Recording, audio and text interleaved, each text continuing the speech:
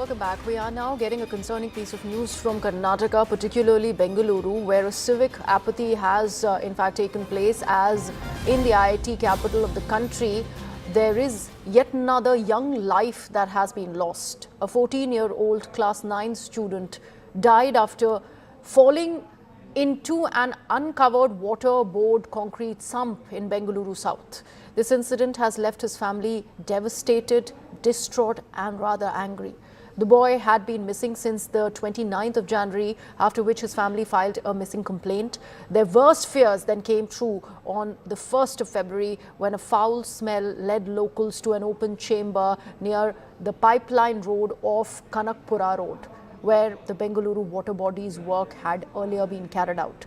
The sump had been left uncovered despite posing an obvious risk, while the water board officials claimed that they were unaware that the cover was open. The family alleges indifference from the authorities even as they pleaded for help.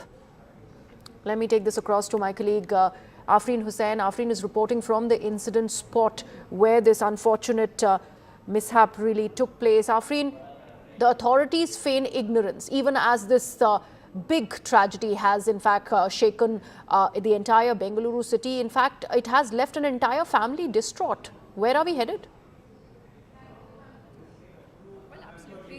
Despite this particular incident happening where a class 9 boy lost his life, the BWSSB officials are yet to visit the spot. Nobody from the BWSSB have come here as of now. They've said that an inquiry would be conducted and they're going to, make sure why this particular sump was not covered. They'll find out. And also, they also claim that they were unaware that this particular sump had been left uncovered. They say that they're going to find out if it was uncovered by somebody or if it was not covered in the first place. Despite all this happening here, the BWSSB officials have not yet come to the spot. I'm right here.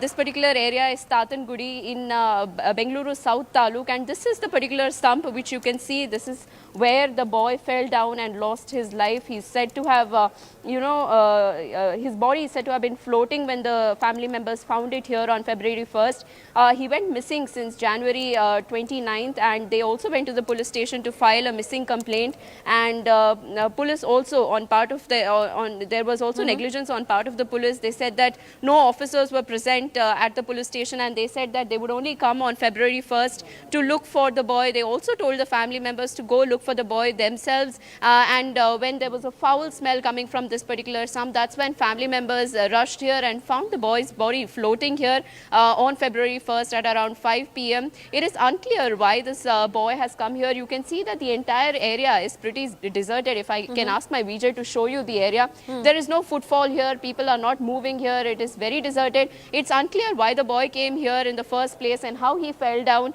inside this uncovered sump. But there is negligence on part of the BWSSB. The family has alleged that despite this being a pretty severe safety hazard, they've left it open here.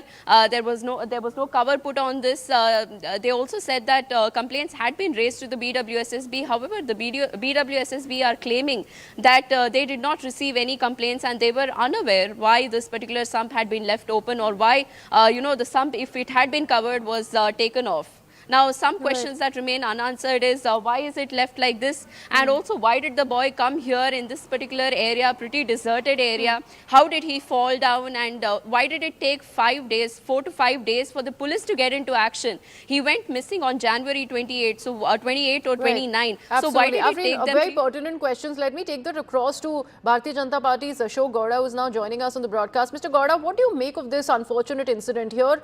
An innocent life has been lost because of what is being suggested has been a miss on the part of the authority. They have not really helped the family. They refuse to even look at the possible, in fact, instances, because there was an alarm that was raised as early as 29th of January. It was only the 1st of February that unfortunately the little boy's body was found.